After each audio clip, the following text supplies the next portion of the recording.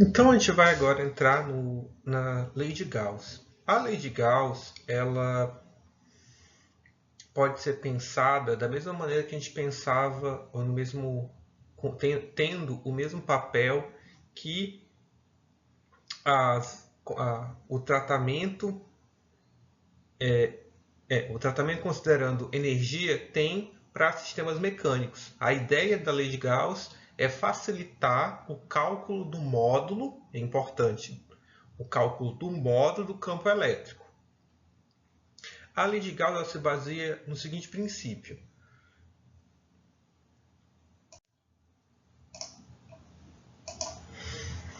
Uma carga elétrica vai gerar linhas de campo, que estou representando em azul, certo? Se eu desenhar ou se eu imaginar uma superfície fechada, que nesse caso ela vai ser bidimensional, chamada S, que envolva essa carga. As linhas de campo que atravessam essa superfície vão, em princípio, gerar uma espécie de fluxo elétrico. E, a partir dessa ideia de fluxo elétrico, a gente conseguiria determinar qual é a intensidade do campo que atravessa a superfície.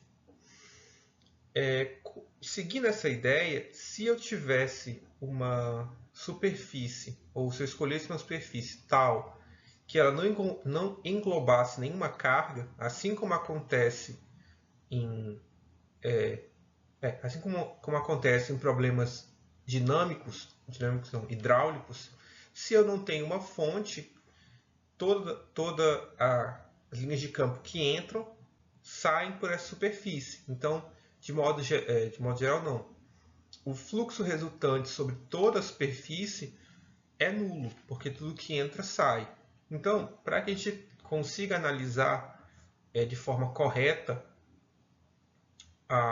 o campo gerado por uma distribuição de carga, é importante que a superfície que a gente escolha envolva essa fonte de carga. Se não ela toda, pelo menos uma parte dela, pois fora desse caso, a gente não vai conseguir calcular o módulo do campo elétrico. Outra coisa importante é que essas superfícies recebem o nome de superfícies gaussianas e, no geral, elas são escolhidas de forma a facilitar ao máximo a análise do campo.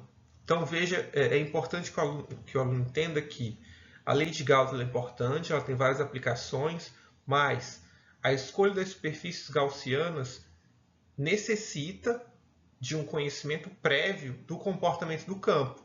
Então, em uma primeira análise, se fez o estudo usando a lei de Coulomb, obteve o campo. Como agora nós já sabemos como o campo se comporta, nós podemos, aplicando a lei de Gauss, reescrever esse campo, no caso, obter novamente esse campo a partir de superfícies gaussianas convenientes. Agora a gente vai transcrever toda essa parte visual da ideia da lei de Gauss para a parte matemática. E como a gente faz isso? Como eu disse antes, a superfície gaussiana pode ser qualquer uma, desde que ela seja fechada. Para ilustrar isso, nesse exemplo, vou usar uma superfície quadrada, ou no caso retangular. Quando a gente está analisando fluxo, a gente tem que analisar como o campo elétrico, nesse caso, ou a vazão que você está analisando, atravessa a superfície. E como a gente verifica isso? Verificando o quão paralelo ao vetor normal essa superfície é o fluxo.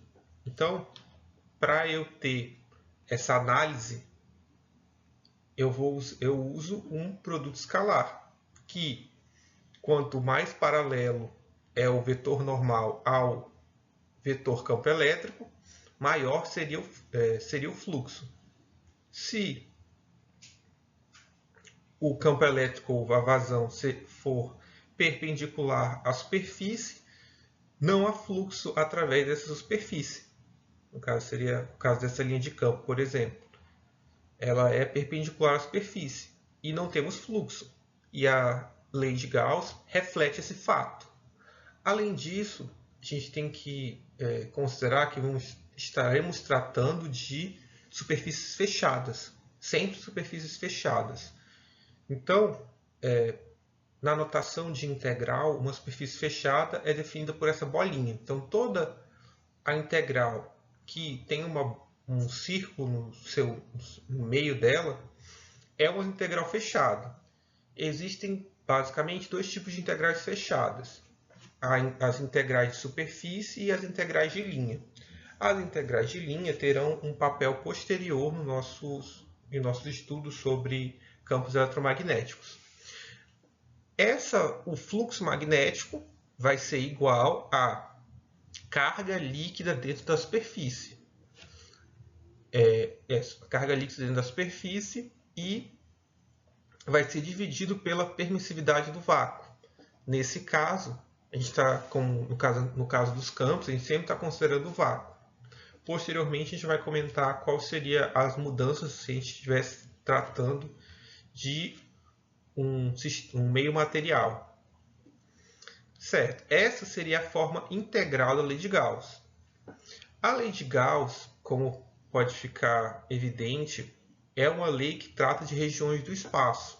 Como tal, nós podemos também definir uma lei de Gauss local. Nesse caso, ela muda de nome e se torna a equação de Poisson, que é o divergente, que é esse carinha aqui, do campo elétrico, é igual a densidade de carga no espaço sobre a permissividade no vácuo.